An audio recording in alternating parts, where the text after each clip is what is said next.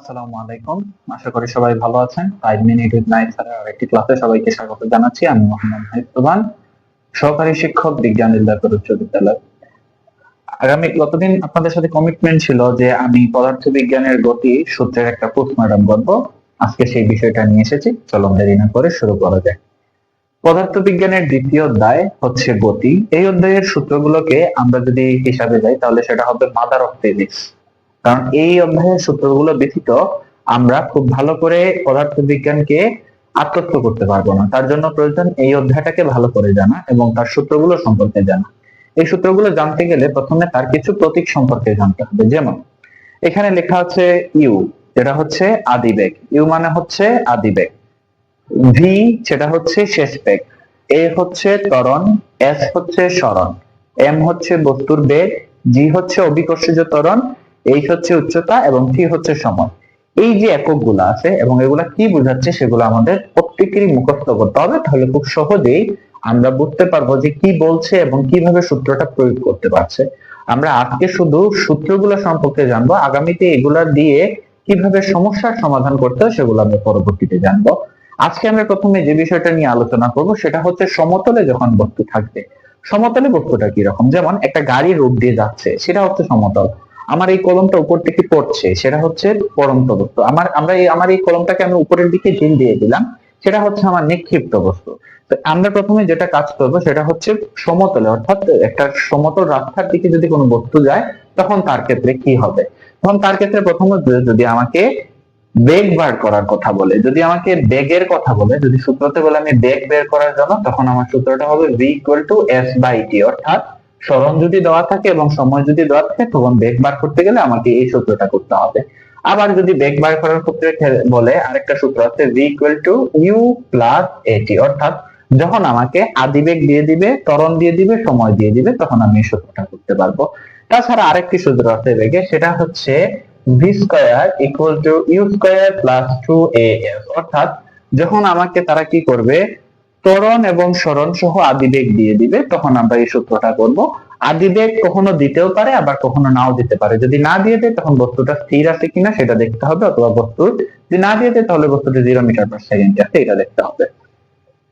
এটার পরবর্তী সময় আমরা যদি পরবর্তীতে আমরা সরণ বের করার চেষ্টা করব। সরণ মানে হচ্ছে দূরত্ব, কতটুকু দূরত্ব সেই বস্তুটা অতিক্রম করতেছে সেটা বার করতে হবে।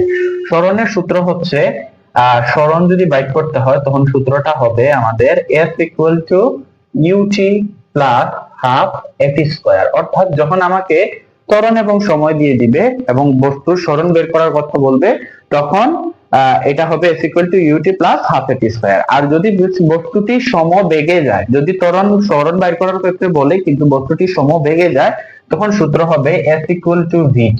s equal two vt। এই সূত্রগুলো সম্পর্কে জানলে সমতলে থাকা বস্তুগুলার আমরা যে কোনো ধরনের সমস্যার সমাধান করতে পারবো। আমরা আশা করি এগুলো সবাই নোট আপ করে রাখবে।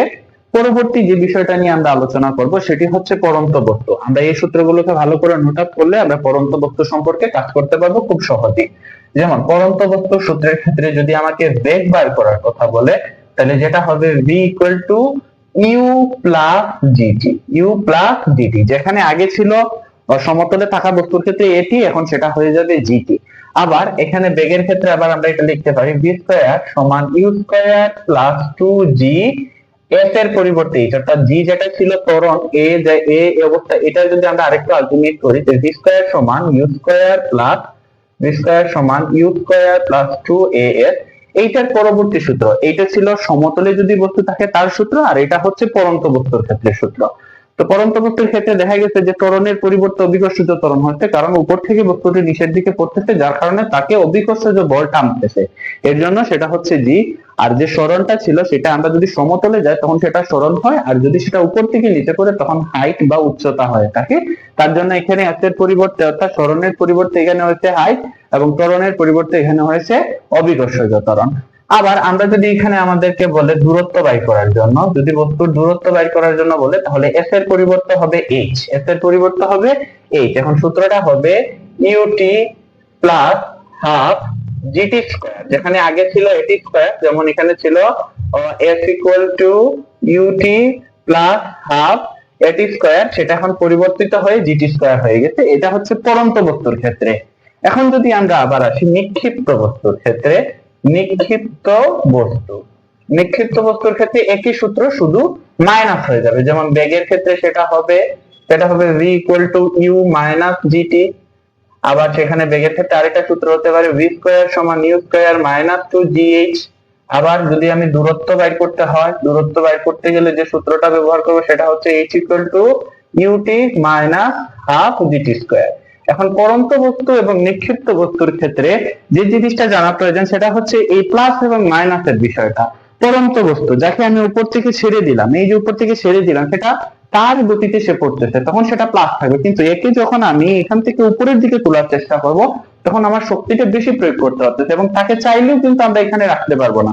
আমি এখান থেকে বস্তুটাকে ছেড়ে দিলাম, সে অতিসত্ত্ব নিচের দিকে চলে আসবে, কারণ সে তার জায়গায় আসতে চাইছে। কিন্তু আমি একে চাইলেও কিন্তু এই জায়গায় আমি স্থির রাখতে পারবো না, যার কারণে এখানে কি হইতেছে, যদি নিচ থেকে উপরের দিকে তুলি তাহলে সেটা হচ্ছে নিক্ষিপ্ত বস্তু। আর যখন নিক্ষিপ্ত বস্তু হবে তখন এই সূত্রগুলোর মধ্যেখানে হবে মাইনাস, আর যখন সেটা উপর থেকে নিচ থেকে পড়বে সেটা হবে পরন্ত বস্তু, তখন সেটা হবে প্লাস। আশা করি আজকের এই সূত্রের যে বিষয়গুলো নিয়ে আলোচনা করেছি সেগুলো অনেকের অনেক কাজে দিবে। আসলে সূত্রগুলো শিখতে গেলে আমরা অনেক বেগ পেতে হয়, কখন পরন্ত বস্তু, কখন নিক্ষিপ্ত বস্তু, কখন সমতলে। আশা করি একটু হলেও তোমাদেরকে আমি এই ভিডিওর মাধ্যমে সাহায্য করতে পেরেছি। সবাই ভালো থাকো, সুস্থ থাকো, 5 মিনিট উইথ নাইস স্যারের ক্লাসের সাথে থাকো। আরো মজার মজার অনেকগুলো ক্লাস তোমাদেরকে উপহার দিতে আমরা শীঘ্রই আসছি তোমাদের সাথে। ফলো দিয়ে রাখো এবং তোমাদের বন্ধুদেরও দেখার সুযোগ করে দাও। সবাই ভালো থাকো, আল্লাহ হাফিজ।